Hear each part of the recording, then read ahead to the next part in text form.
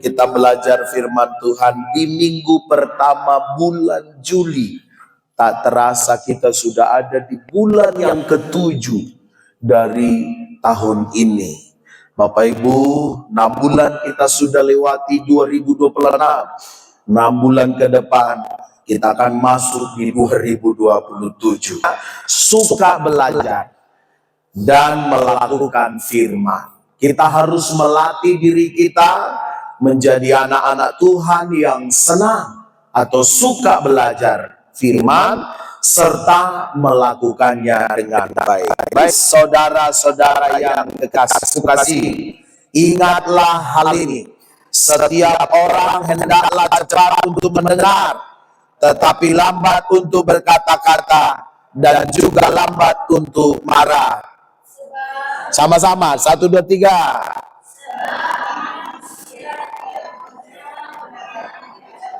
Tahun ganjil, sebab itu buanglah segala sesuatu yang kotor dan kejahatan yang begitu banyak itu, dan terimalah dengan lemah lembut firman yang tertanam di dalam hatimu, yang berkuasa menyelamatkan jiwamu. Tahun genap,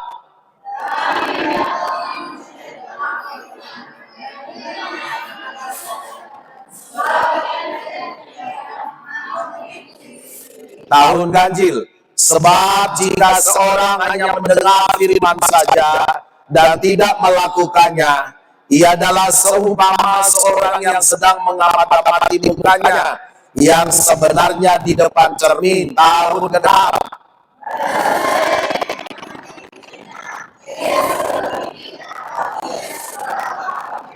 sama-sama.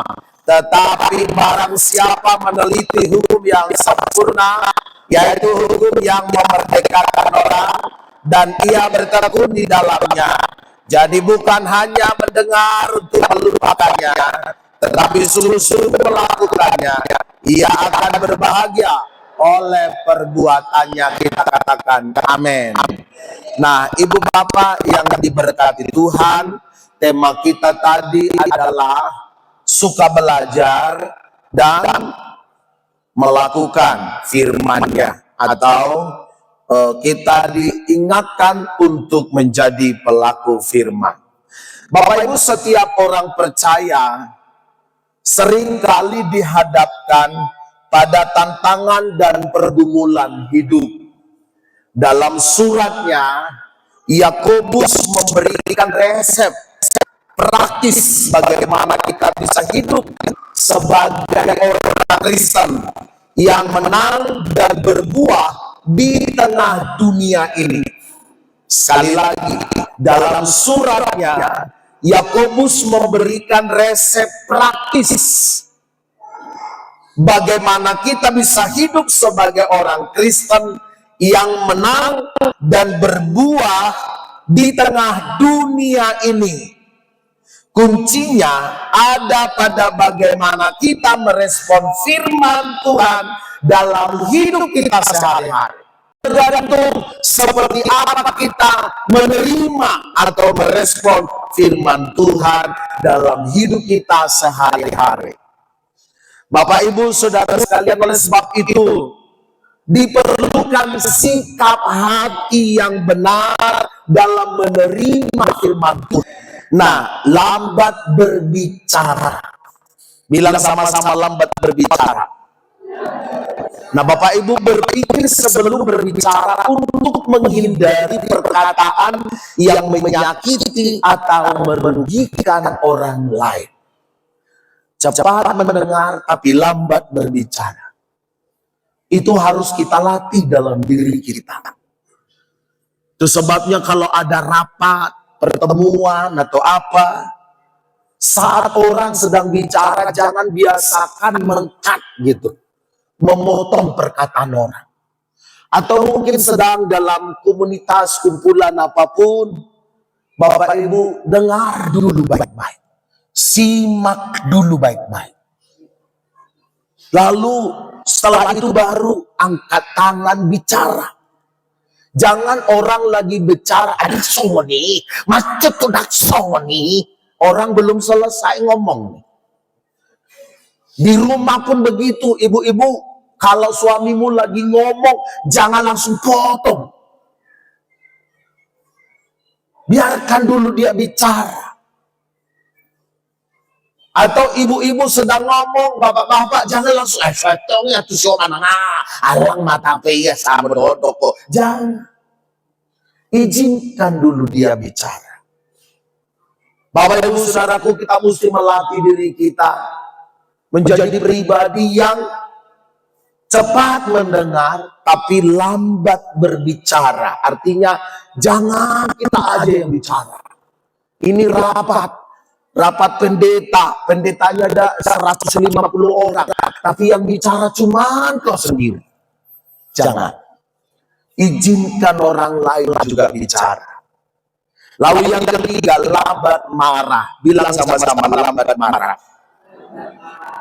Mengendalikan emosi daging. Ya, jangan ketika dengar firman kau marah di hatimu. Makan ditau. Itulah Pak Gembala ini, Bu Gembala ini. Khotbahnya selalu menyinggungi aku terus. Kapanlah aku berdoa dan berpikir iko siapa jono ku tebak. Iko ku tebak. Rasanya aku terlalu rugi berdiri di altar ini kalau tujuanku hanya menegur atau menembak seseorang. Firman itu untuk kita semua, Bapak Ibu. Amin. Alkitab katakan untuk yang menyampaikannya juga. Seperti saya sedang khotbah di sini sekarang. Jadi kalau saya khotbah di sini, firman ini bukan hanya untuk Bapak Ibu, tapi firman ini juga untuk saya, untuk kita semua. Jadi kalau ada firman itu menyinggung perasaan kita, jangan marah. Imani, saya olah naudo terus disosor firman Tuhan. Olah naudo tebagi pendita. Jangan. Kalau saudara sudah menolak dengan marah begitu, firman itu tidak akan hidup di hatimu. Firman itu tidak tertancap lagi di hatimu. Sudah ada penolakan dengan kemarahanmu. Ya, Bapak Ibu Saudara, justru kalau firman itu menyinggung perasaan kita, firman itu menembak kita gitu loh. Bilang terima kasih Tuhan. Tuhan pakai Bapak Gembala kami, Bu Gembala hari ini menegur aku. Amin Bapak Ibu. Sebab barang siapa ku kasihi, kata Tuhan, akan aku tegur dan ku hajar. Berarti Tuhan masih mengasihimu. Kalau firman Tuhan diperdengarkan menyinggung perasaanmu, menusuk jantungmu, karena memang kau seperti itu. Lalu firman Tuhan menegur, bilang terima kasih. Jangan marah. Tuh firman Tuhan nona mangolah di Tuhan. Jangan lempar. Tuh do cocok firman Tuhan. Tu siah enak terisede kalau nama katai parangan nasi makudana. Jangan tuau. Amin. Haleluya. Jangan tu siah deh. Tu siah. Tu suamiku mah pasot. Pasti ya tu suamiku. Jangan. Firman Tuhan itu untuk kita. Kalau sedang ditegur, berarti Tuhan mengasihi. Dan bilang sama Pak Pendeta pas pulang gereja, Pak Pendeta puji Tuhan. Saya tadi ditegur firman Tuhan. Mau lihat ya, Ma. Mula gereja langsung, Ma. Amang. Kita tuh agak minum. Mangan cohitama. Bentuk rasa syukurku. Boy madonokku, bodo bonokku, Ibu Gembala. Opujoi bodo dotai. Haleluya. Bapak Ibu jangan marah-marah. Ima. Berminggu iba pala saya tong ikut saya di tebagi. Saya di hari lu jangan mikir isa mano tebak kuake. Mang Tuhan. Bapak Ibu Saudara, kalau firman Tuhan mengena di kita, justru kita bersyukur sama Tuhan. Jangan langsung marah. Amin. Itu membuat firman itu tertancap di hati. Hidup di hati. Lalu akhirnya berbuahlah firman itu. Tapi setiap kali saudara mulai marah ketika dengar firman, firman itu akan pergi, tidak melakukan apa-apa. Nah, yang kedua, menanggalkan segala pencemaran. Bagaimana kita merespon firman dengan baik? Karena tadi kita tidak boleh hanya mengerti, tapi harus menjadi pelaku. Belajar firman Tuhan ya, mendengar firman Tuhan ya, tapi tidak boleh berhenti di situ. Kita harus menjadi pelaku firman. Amin. Menanggalkan segala pencemaran. Sama-sama katakan 2-3 ya. Sebelum firman dapat bertumbuh, hati kita harus dipersiapkan. Kita diminta untuk membuang segala kejahatan yang begitu banyak. Mungkin seperti iri hati, dendam, kesombongan, keangkuhan, sok tahu. Firman, sama-sama, firman yang jujur menyingkapkan. Firman yang jujur, yang murni, yang asli, itu menyingkapkan. Menyingkapkan itu membukakan. Jadi yang tidak kita ketahui, kita jadi tahu. Menyingkapkan, ada yang terselubung. Dan terselubung itu tidak bisa dilihat dengan kasat mata. Tapi firman yang jujur itu menyingkapkan. Firman yang murni menyingkapkan. Seperti yang saya bilang tadi, ada dosa tersembunyi di hati kita. Dan orang tidak tahu itu. Hanya kita yang tahu dengan Tuhan. Tapi ketika khotbah disampaikan, khotbah yang jujur, yang murni, itu firman itu bisa menegur engkau dalam dosamu yang terselubung itu. Yang tersembunyi itu. Dosamu yang kau simpan rapat-rapat mungkin. Dan engkau berpikir orang tidak perlu tahu. Tapi firman bisa tahu. Karena ini adalah perkataan Allah. Amin Bapak Ibu. Jadi jangan suka firman yang hanya meninabobokan kita. Jangan suka dengan khotbah yang hanya meninabobokan kita. Saudara-saudara, harus baik-baik kita. Satu dengan yang lain. Baik-baiklah saudara-saudara. Saudara-saudara. Mari kita saling mengasihi. Amin, saudara-saudara. Amin, firman Tuhan. Mari kita berdoa. Justru saudara harus cari firman Tuhan yang bisa mengubah hidupku terus. Setiap kali aku dengar firman, aku disentuh, aku disinggung, aku ditembakin gitu. Kenapa? Puji Tuhan yang memperlihatkan kondisi diri yang sebenarnya. Jadi jangan sampai ketika kau dengar khotbah tak ada kau ketahui tentang dirimu, tak ada yang menyentuh tentang dirimu. Kita mesti seperti bercermin tadi. Oh, rupanya wajahku ada hitam-hitam di hidungku. Di kupingku ada apa, kotoran apa, kita bisa lihat semua. Lalu kita membersihkan. Seperti itulah khotbah kita dengar. Seperti itulah firman Tuhan kita baca. Harus menegur diri kita. Amin. Amin Bapak Ibu. Kalau nggak ada yang coba baca, nggak ada menegur aku firman ini. Nah, coba cek diri. Jangan-jangan ada tumpul di hatimu.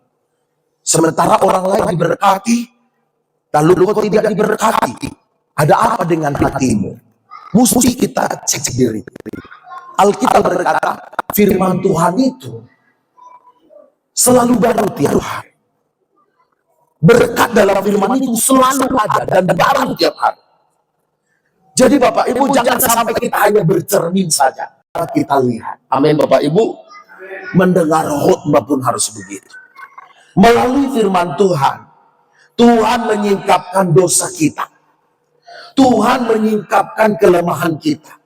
Tuhan menyadarkan kita tentang motivasi kita. Motivasi dalam segala hal. Aku lakukan ini hari ini, apa motivasiku? Aku bantu si A, apa motivasiku? Aku melayani di mimbar, apa motivasiku? Nah, itu terus dikoreksi Bapak Ibu. Sehingga motivasi kita dalam menjalani hidup kita sehari-hari bisa diluruskan lewat firman Tuhan ini. Dan area kehidupan mana lagi yang perlu hidup? Teguran firman. Jadi melalui firman itu kita sering ditegur. Kita terima itu. Dengan cara apa? Kita respon, aku mau bertobat. Aku mau berubah. Maka akan terjadi perubahan, terjadi pertumbuhan rohani dalam hidup kita. Yang ketiga, sahabat-sahabat kita baca Bapak Ibu, firman yang menuntut ketaatan. Tetapi barang siapa meneliti hukum yang sempurna, yaitu hukum yang memerdekakan orang dan yang bertekun di dalamnya. Jadi bukan hanya mendengar untuk melupakannya, tetapi sungguh-sungguh melakukannya, ia akan berbahagia oleh perbuatannya. Bapak Ibu, firman yang menuntut ketaatan. Minggu kemarin kita juga diingatkan tentang ketaatan. Abram dipanggil Tuhan dari kampung halamannya, Ur Kasdim namanya. Tinggalkanlah sanak saudara, ikutlah aku dan pergilah ke negeri yang akan kutunjukkan kepadamu. Bapak Ibu dengar Pak, panggilan ini menimbulkan resiko yang berat Bapak Ibu. Panggilan Tuhan ini harus meninggalkan kampung halamannya, meninggalkan ayah dan ibunya, keluarganya, mengiring Tuhan. Bapak Ibu, pada zaman itu tidak seperti zaman sekarang. Sekali meninggalkan orang tua atau keluarga atau kampung halaman, akan susah untuk kembali ke sana. Kenapa? Tidak ada transportasi. Tidak seperti sekarang. Kalau hari ini kita meninggalkan Balige, kita pergi ke Amerika atau ke Australia, setiap menit, setiap waktu kita bisa berhubungan, Vicol lah, apalah namanya, kan begitu ya. Dan sesaat kita bisa pulang karena ada pesawat cepat menghantar kita ke tempat. Kalau dulu enggak. Abraham meninggalkan keluarganya, sanak saudaranya, orang tuanya. Itu mempersiapkan diri loh, untuk tidak ketemu lagi selamanya. Bapak Ibu Saudaraku yang kekasih Allah, tapi Abraham betul-betul taat. Dia mengikut Tuhan. Dia berjalan seperti yang Tuhan harapkan. Dia ikuti Tuhan. Tidak mudah Bapak Ibu. Tidak mudah. Ini cerita orang yang menganggap ibadah itu tidak terlalu penting. Justru hidupnya bukan lebih baik. Dia bilang, anak-anaknya malah hancur semua. Keluarganya. Dulu dia sombong kali ngomong. Ya, tu pada tapi dia batasi, nah engkau tak pola harap pada kamu. Untuk Jakarta do muli beruku haduan. Menaik pesawat do hamilau. Marpesta. Tiba-tiba menikah berunya katanya. Ke Parsuburan, ke pedalaman, ke pelosok. Ya di Haram itu sih akhirnya angkat sepatu semua. Ya rumah keluarganya. Dipu-dipu, digabok-gabok lewatan katanya. Nah artinya apa Bapak Ibu? Ada banyak orang menganggap ibadah itu nggak terlalu penting. Nah itu kayaknya sudah terdoktrin dalam rumah tangga. Itu yang harus kita buang. Itu harus kita singkirkan. Itu harus kita tinggalkan. Kita harus lebih taat kepada Tuhan. Amin Bapak Ibu. Nah orang yang tekun memperhatikan firman dan melakukannya akan mengalami berkat. Abraham tadi dia tinggalkan, dia taat. Bagaimana ketaatannya? Dia buktikan dengan apa ketaatannya? Dengan beribadah. kemana Abraham melangkah. Karena waktu itu rumahnya Abraham, tempat tinggalnya, itu tidak permanen seperti kita. Dia pindah ke tempat ini, dia pasang kemah di sini, tenda. Beberapa bulan dia di sini, dia pindah lagi ke tempat lain, pasang kemah. Nah, setiap kali setelah Abraham mengikut Tuhan, setiap kali dia pindah kemah, dia selalu membangun mesbah di situ. Baca nanti Kejadian 12. Mesbah itu untuk apa? Tempat Abraham memanggil Tuhan, memuji Tuhan, menyembah Tuhan, mempersembahkan korban kepada Tuhan. Artinya Abraham selalu taat beribadah sama Tuhan. Haleluya, tepuk tangan dulu sama-sama Bapak Ibu. Maka saya bahas kemarin sedikit, saya singgung di FA kita. Jadi kalau kita taat sama Tuhan, Bapak Ibu Saudara, maka itu kita tunjukkan aku akan tetap setia. Aku akan tetap taat beribadah apapun yang terjadi. Mau sehebat apapun tantangan ku hadapi, sehebat apapun tembok menghalang langkahku, akan ku terobos. Haleluya. Ketaatan lu buktikan sama Tuhan. Jangan karena di rumah kita selisih paham dengan suami istri, lalu kita bilang, oh malah beribadah. Dalam hati kita, kau lalu beribadah untuk Tuhan. Kenapa? Lalu ditanya orang yang mengasihi dia, kenapa enggak ibadah? Cik roh aku mamereng 5 tahun. Jangan sampai hubungan kita dengan Tuhan kita korbankan karena demikian.